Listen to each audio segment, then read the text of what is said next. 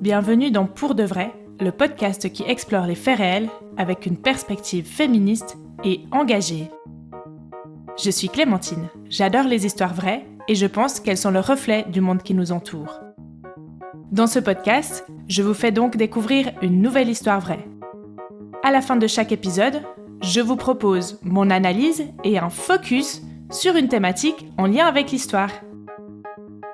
Bonne écoute!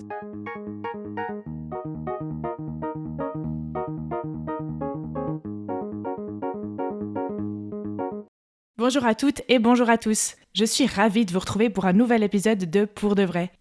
Oui, ça faisait longtemps que j'en avais pas publié, car je me consacrais à d'autres projets personnels que, je l'espère, vous pourrez découvrir un jour. À propos du podcast, je sais pas encore à quelle fréquence je vais produire des épisodes, mais n'hésitez de toute façon pas à vous abonner sur votre plateforme préférée pour être au courant des prochaines sorties. Dans cet épisode, je vous propose de plonger avec moi dans le désert du Nevada pour le festival Burning Man. Vous allez voir que si ça peut faire rêver, ce n'est pas aussi utopique qu'on pourrait le croire. Et comme la formule de Pour de vrai ne change pas, en fin d'épisode, je vous propose une réflexion sur Burning Man, mais aussi sur les grands festivals et les grands rassemblements qui, à mon sens, sont de plus en plus dépassés. Voilà pour le programme. Bienvenue dans Pour de vrai. Je commence cet épisode par un petit disclaimer et une mise en contexte. Je ne fais pas cet épisode sur le festival Burning Man pour critiquer les personnes qui vont à ce festival ou à d'autres événements du même genre. J'aimerais en fait plutôt questionner un phénomène, sa philosophie dans un monde libéral, son évolution et aussi le greenwashing qui en résulte. En fait, pendant longtemps, j'ai rêvé d'aller au Burning Man. J'ai découvert le festival, comme beaucoup de personnes de ma génération, j'imagine, dans un épisode de la mythique série américaine Malcolm in the Middle. En effet, dans le premier épisode de la saison 7, Malcolm et son frère Reese projettent de partir pour le Burning Man sans rien dire à leurs parents. Ils se font prendre et pour éviter une punition, Malcolm explique à ses parents l'esprit du Burning Man et pourquoi il voulait tant y aller. Qu'est-ce que vous avez dans la tête? Partir tout seul en pleine nuit? Tout ça pour aller à une fête de pochetron dans le désert? C'est là que tu te trompes, c'est pas du tout ce que tu crois. Ce festival est un lieu d'expérience interactive dans le domaine de la création, où on fait de l'art pour l'amour de l'art, où on fait de la musique avec des instruments sortis tout droit de vos rêves. C'est le seul endroit où on peut vraiment tout lâcher et voir ce qu'on est capable de créer sans se préoccuper de l'opinion des autres. C'est ça le principe du festival du désert. Et il faut bien l'avouer, dit comme ça fait rêver. D'ailleurs, ça marche puisque la famille de Malcolm part pour le festival. Le reste de l'épisode donne une idée, sans doute un peu fausse mais assez idyllique, de l'esprit du festival où tout est permis. Le principe du festival, c'est la liberté. Ici, on fait ce qu'on veut. Moi, je peux faire ce que je veux? Je peux donner des coups de pied là-dedans? Ou bousiller ça? Si au fond de toi, tu sens que tu dois le faire, Dans ce cas, où est le plaisir de tout casser sans raison? le véritable esprit du festival n'est pas destructeur. C'est la libre création, la libre contribution, la libre participation à une communauté qui a besoin de vous, qui compte sur vous. C'est enfin s'autoriser à devenir partie prenante d'un tout et en repartir avec plus qu'on y a apporté. Alors je vous le dis d'emblée, je ne suis jamais allée au festival Burning Man. D'abord parce que c'est à l'autre bout du monde, ensuite parce que ça coûte extrêmement cher et surtout parce qu'en fait ça m'a toujours paru extrêmement compliqué. Vous allez voir dans l'épisode toute l'infrastructure qu'il faut mettre en place, amenée au milieu du désert, puisqu'il n'y a rien en fait. Enfin, on va en reparler. Maintenant, pour toutes les raisons que je vais vous exposer au cours de cet épisode, j'ai plus vraiment envie de participer à un tel événement, même si je pense toujours que ça peut être une expérience unique et incroyable. Alors, c'est quoi Burning Man ? Le festival Burning Man, c'est un festival d'art américain qui se déroule dans le désert du Nevada sur une semaine. Il a lieu la dernière semaine d'août en général. Chaque année, un thème est défini à l'avance. Et le concept du festival, c'est que les participants, qu'on appelle les burners, créent eux et elles-mêmes le festival, donc soient réellement partie prenante de l'expérience qui se veut participative. Donc une sorte d'autogestion. Des immenses installations artistiques sont mises en place, ainsi que des espaces de fête et toutes sortes d'ateliers, des espaces d'expérimentation et de performance. Et avec les années, les installations sont toujours plus évoluées, toujours plus grosses, toujours plus incroyables. Le festival, comme l'indique son site internet, repose sur 10 principes qui sont la base de sa philosophie. Je vais vous les dire rapidement et on reviendra ensuite dessus et on verra que c'est compliqué de les respecter dans la réalité. Le principe 1, c'est « tout le monde est égal ». Le principe numéro 2, rien ne s'achète, tout se donne ou s'échange. Principe numéro 3, les choses n'ont plus de valeur, un repas contre une cigarette. Principe numéro 4, vous devez être autosuffisant pour manger, pour boire, pour aller aux toilettes. Principe numéro 5, soyez vous-même. Principe numéro 6, tout le monde doit participer. Lancez-vous. Principe numéro 7, tout le monde doit être responsable. Principe numéro 8, ne pas laisser de traces de son passage. Pas de déchets, pas de pipi dans le sable. Principe numéro 9, vous ne devez pas agir au détriment des autres. Et principe numéro 10, vous devez vivre l'instant présent. On a l'impression en fait de lire les principes d'une utopie, des aspects de respect, d'égalité, de responsabilité, et je trouve ça génial, sauf qu'il y a aussi certains points qui ont des implications directes et réelles. Par exemple, le principe 2, rien ne s'achète, tout se donne ou s'échange, qui est essentiel, signifie qu'il y a, au milieu du désert donc, évidemment, ni magasin, ni possibilité d'acheter à manger ou à boire, ni même de l'eau. Et sachant qu'on est au milieu du désert où les conditions climatiques sont compliquées, il fait 30 degrés la journée, 10 degrés la nuit, il y a fréquemment des tempêtes de sable, on voit déjà comme ça peut être compliqué. Ce point est le pendant du principe 4, l'autosuffisance pour manger, pour boire, pour aller aux toilettes. Toujours au milieu du désert. Et c'est ce point qui m'interroge le plus.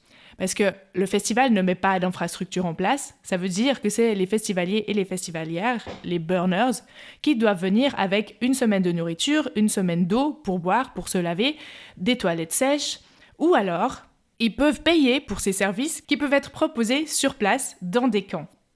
Vous voyez déjà le problème, hein? Et puis parmi ce qui m'interpelle aussi, il y a le principe 8, ne pas laisser de traces de son passage. Mais on y reviendra plus tard. Sur le site, on trouve aussi une page consacrée à la diversité, avec des statistiques sur les origines ethniques des participants.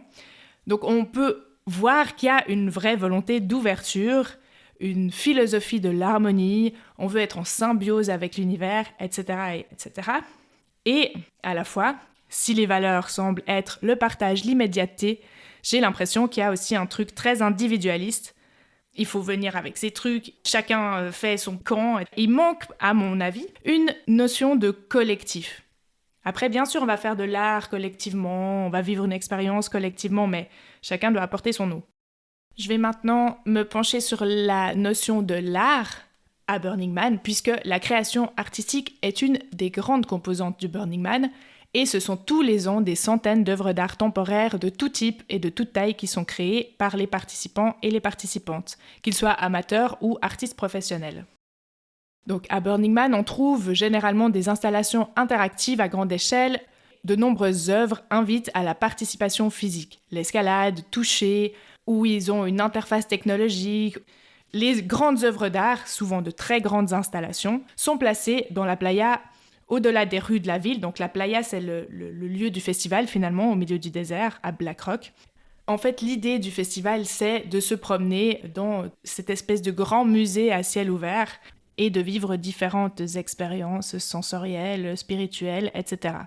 Alors bien sûr, il y a un encadrement pour tout ça. Il existe un organisme qui s'appelle The Artery 172, je ne sais pas si je le dis juste, The Artery 172, qui aide les artistes à placer leur création dans le désert en veillant à ce que les consignes en matière d'éclairage, d'utilisation des plateformes de brûlage et la sécurité incendie soient respectées pour éviter de brûler tout le festival.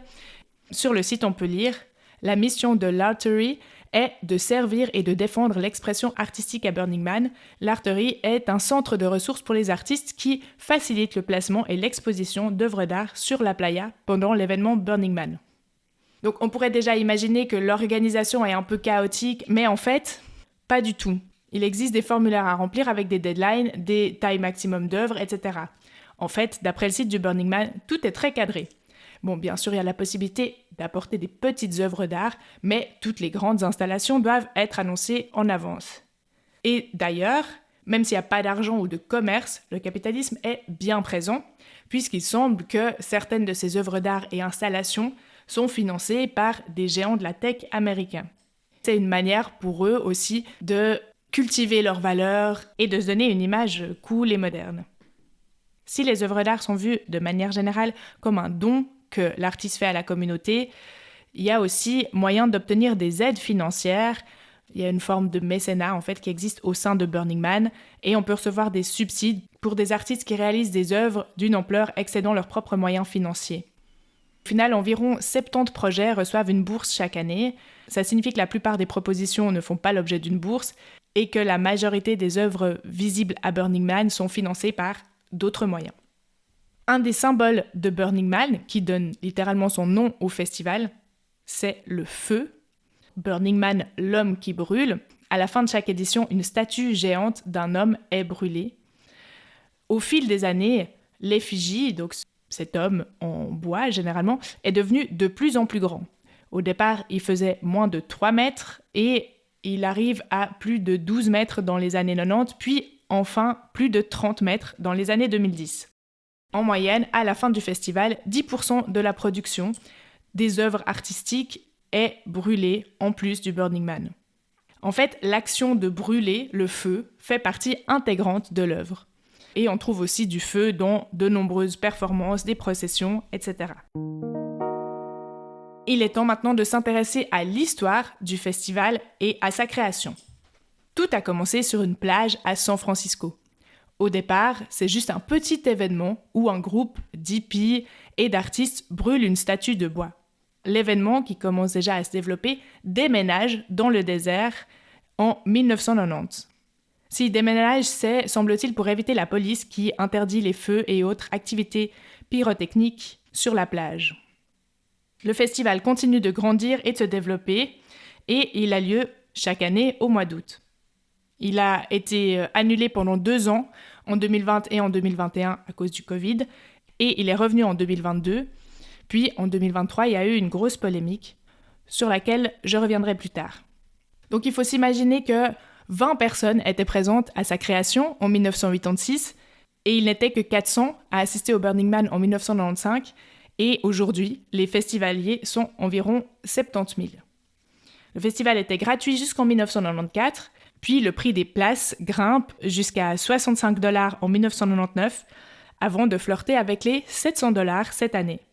L'augmentation du prix des places s'est évidemment accompagnée d'un changement de profil des festivaliers et des festivalières qui se rendent à Black Rock City. Donc ce festival alternatif qui a été créé par des hippies dans les années 80 se retrouve maintenant victime d'une sorte de gentrification. Certains considèrent encore actuellement que Burning Man c'est le plus grand mouvement artistique actuel, alors que d'autres considèrent que le festival n'est plus qu'une sorte de rave party géante saturée de drogue. En tout cas, ce qui est certain, c'est que, en plus de l'augmentation du prix des billets, se rendre à Burning Man, ça coûte cher. Donc je l'ai déjà dit, il faut avoir un endroit pour dormir, il fait chaud la journée, assez froid la nuit, il faut apporter son eau, donc il faut compter à peu près 3,5 litres par jour et par personne, plus si on projette de se laver, de cuisiner ou de faire des cocktails avec. Comme c'est vraiment très compliqué, il existe des team camps. Les gens peuvent rejoindre des camps qui leur offrent des facilités comme un repas par jour, une douche, des toilettes, des espaces partagés. En fait, il existe plein de groupes sur Facebook pour trouver son camp et évidemment, on paye. Les prix varient en fonction des services et des différentes prestations que vous trouverez dans votre camp, de 300 $ à des milliers. Par exemple, pour 25 000 $ par personne, vous pouvez rejoindre un camp déjà installé avec air conditionné, livraison de homards, connexion Wi-Fi, ce qui peut paraître anecdotique, mais le Wi-Fi est interdit dans le reste du festival. Vous vous en doutez, ces camps de luxe ont mauvaise réputation auprès des festivaliers et des festivalières qui souhaiteraient conserver l'esprit initial du Burning Man. Autre sujet problématique, c'est la nudité et les agressions sexuelles. Il y a eu plusieurs problématiques avec ça, parce qu'en fait, au Burning Man, l'idée de la liberté est centrale. Donc ça implique que beaucoup de personnes se baladent nues. D'ailleurs, ils y font pas mal référence dans l'épisode de Malcolm. Et d'après ce que j'ai pu lire, la nudité semble même encouragée. La sexualité aussi, puisqu'il existe, par exemple, l'Orgy Dome, donc c'est un lieu où on peut coucher avec qui on veut. Jusque-là, pas de problème pour moi, les gens font bien ce qu'ils veulent. Mais vous voyez bien les dérives qui peuvent facilement arriver, et qui arrivent. Donc il y a eu plusieurs cas d'agression sexuelle et de viol répertoriés. Et depuis quelques années, Burning Man essaye de faire de la prévention, notamment par email, en rappelant aux gens qui achètent un billet pour le festival que le consentement est nécessaire pour le sexe, les attouchements et les cadeaux, comme la nourriture et les boissons et les photos. En plus de ça, ils ont distribué des badges pendant le festival qui disent « Le consentement, c'est sexy ». Bon, c'est pas pratique de s'accrocher des badges quand on est à poil, mais bon, ils essayent. Alors, il y a plein d'autres problèmes qui existent autour du festival Burning Man. Par exemple, la ville de Gerlach, je sais pas si on dit comme ça, mais c'est la ville la plus proche de Black Rock City, là où a lieu le festival. Les gens qui viennent au Burning Man passent tous dans cette ville et donc ça génère beaucoup de trafic, des gens pas toujours très respectueux. Et il y a aussi des problématiques liées aux bénévoles, donc qui travaillent bénévolement dans le festival. Il semble qu'ils ont souvent été mal nourris, pas bien logés. C'est des problématiques qu'il y a dans pas mal de festivals. Un des aspects importants dont je voudrais parler, c'est l'impact écologique du Burning Man. Puisque, évidemment, le fait que des milliers de gens se rendent au milieu du désert pour une semaine et construisent une ville out of nowhere, ça n'est pas anodin. Le festival communique évidemment sur son engagement écologique. D'ailleurs, vous l'avez entendu dans les 10 principes. Ils appliquent ce qu'on appelle la politique du leave no trace, donc ne pas laisser de traces. L'idée, c'est vraiment de laisser le site vierge à la fin du festival, comme s'il n'avait jamais eu lieu. Vous vous doutez bien, ça n'est pas aussi génial que ça. La surface de la playa, là où le festival a lieu, après le festival, elle est nettoyée, mais il semble que par exemple les abords des routes ne sont pas nettoyés, et donc on trouve une augmentation significative des déchets au bord de la route sur plus de 70 miles autour du festival. Et ça s'explique assez facilement par le fait que les burners, vu qu'ils ne doivent rien laisser, ils reprennent le déchet avec eux, mais qu'en fait, ils s'en débarrassent un peu plus loin. Il semble même que dans les jours qui suivent le festival, on trouve même des caravanes ou des camping-cars abandonnés au bord des routes de la région. Et ça, j'ai pas trop de peine à le croire pour avoir vu le nombre de gens qui laissent leurs tentes après les festivals. Je sais pas, parce qu'ils ont la flemme de les plier. Ça m'a toujours halluciné. Pour revenir au Burning Man, cette politique zéro déchet, qui semble par ailleurs peu efficace, tient pas compte du fait que les gens déjà se rendent à Black Rock City avec des tonnes de matériel, donc il faut de toute manière y aller en voiture ou en avion privé pour les plus aisés, puisque aucun transport public n'existe. Conscient du problème, l'organisation de Burning Man essaye toujours de faire un petit truc pour dire on fait quelque chose, donc ils encouragent les burners à faire du covoiturage. Je suis pas sûre que ça suffise pour rendre le festival neutre en CO2. Il faut aussi prendre en compte que la politique Leave No Trace mise en avant par le festival ne tient pas compte de la pollution de l'air engendrée par le festival. Donc j'ai parlé des transports, mais aussi la tradition de brûler les œuvres à la fin qui engendre de la pollution. Sur son site officiel, l'organisation de Burning Man annonce avoir depuis 2019 l'ambition d'avoir un bilan carbone négatif et d'avoir un impact écologique et environnemental positif. Bon, ils disent pas par contre exactement ce qu'ils ont mis en place pour atteindre ces objectifs, et il est évidemment difficile de calculer l'impact exact de Burning Man sur l'écologie, mais on trouve des estimations. Par exemple, en 2016, Combini indiquait qu'un Américain moyen produisait environ 0,33 tonnes de CO2 par semaine, contre environ 0,67 tonnes pour un festivalier du Burning Man, donc près du double. D'après un reportage de la RTS, l'équipe du Burning Man admet que chaque festival émet l'équivalent de 100 000 tonnes d'émissions carbone. Comme je l'ai dit, c'est des estimations, mais dans tous les cas, on imagine bien qu'un festival en plein désert, ça pollue. Je trouve que là, on voit déjà une forme de greenwashing de la part de l'organisation. Un des derniers sujets que je voulais vraiment aborder avec Burning Man, c'est en fait le lien avec le monde de la tech. En fait, depuis plusieurs années, le monde de la tech, on pourrait dire la Silicon Valley, a investi Burning Man. Ça veut dire que ces patrons richissimes se rendent à Burning Man. Il y a eu Elon Musk, il y a eu Mark Zuckerberg, il y a eu les fondateurs de Google, Larry Page et Sergey Brin. Il y a aussi eu des stars comme Paris Hilton et Will Smith. Et je trouve que c'est intéressant qu'en fait, des gens qui sont à la tête de grandes entreprises, qui prônent la gratuité tout en engrangeant énormément d'argent, et qui à la fois prônent la liberté, on se rappelle que Elon Musk est libertarien, Facebook le suit, qui prônent la liberté absolue, la liberté d'expression, la liberté de faire tout ce qu'on veut, mais tout seul, qui prône aussi une forme d'individualisme. Et c'est ce que je reprochais au début à Burning Man, c'est ce côté très individualiste, débrouille-toi. Finalement, ça rentre complètement dans cette vision ultralibérale où on peut supprimer les services publics, où on ne régule rien et ceux qui arrivent, ceux qui peuvent, vont faire les choses. ici aller à Burning Man, amener leur caravane, leurs centaines de litres d'eau, etc. Et ceux qui ne peuvent pas, tant pis pour eux. Et en fait, ça rentre complètement dans cette vision du monde ultra individualiste qui est en train de se répandre. Donc en fait, c'est parfaitement logique que ces entreprises de la Silicon Valley, qui prônent des valeurs qui de premier abord semblent louables, la liberté, la gratuité, la créativité, le don, finalement, elles réussissent à les subvertir de telle manière à les mettre au service du capital et du profit. On comprend aussi que certaines de ces entreprises utilisent Burning Man pour promouvoir leurs produits, pour promouvoir leurs idées, sans vraiment être transparents sur les motivations derrière leur présence au festival. Tous ces liens entre les entreprises de la Silicon Valley et Burning Man sont étudiés dans un livre de Fred Turner qui s'appelle « L'usage de l'art de Burning Man à Facebook, art, technologie et management dans la Silicon Valley ». C'est vraiment un livre intéressant et édifiant qui met en garde contre la manière dont les entreprises de la Silicon Valley utilisent les références culturelles d'un festival hippie à la base pour finalement légitimer leur modèle économique tout en évitant les régulations et les critiques sociales. Et je mettrai la référence dans les notes du podcast. Comme je l'ai dit avant, je voudrais revenir sur l'édition 2023. Le festival n'a pas eu lieu en 2020 et en 2021. Puis, il a eu lieu en 2022 et en 2023, mais en fait, ça s'est très mal passé. Ce qui s'est passé, c'est qu'il a commencé à pleuvoir des pluies torrentielles dès le début du festival. Évidemment, la playa, tout s'est transformé en champ de boue. Donc, en fait, ça a vite tourné à la catastrophe. Il y a des gens qui voulaient partir, leurs voitures se sont retrouvées embourbées.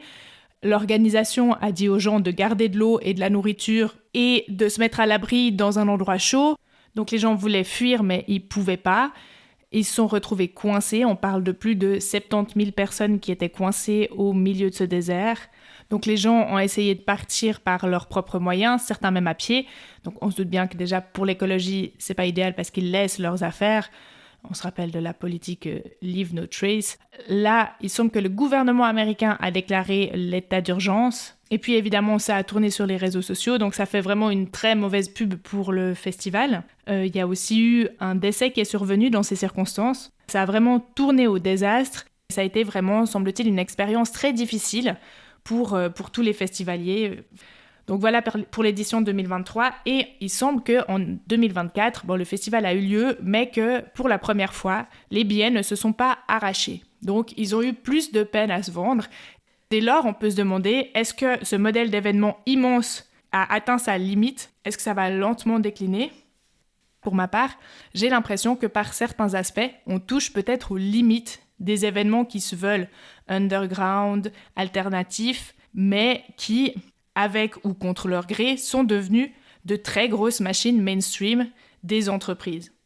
Finalement, la sensation que j'ai avec tout ça, c'est qu'à sa manière, Burning Man menace de devenir une sorte de Disney World contre-culturel, puisque au fur et à mesure que l'événement a gagné en influence culturelle et est devenu une institution, il a perdu son côté rebelle, chaotique et libertaire. On voit qu'on est bien loin du petit festival sur la plage des débuts.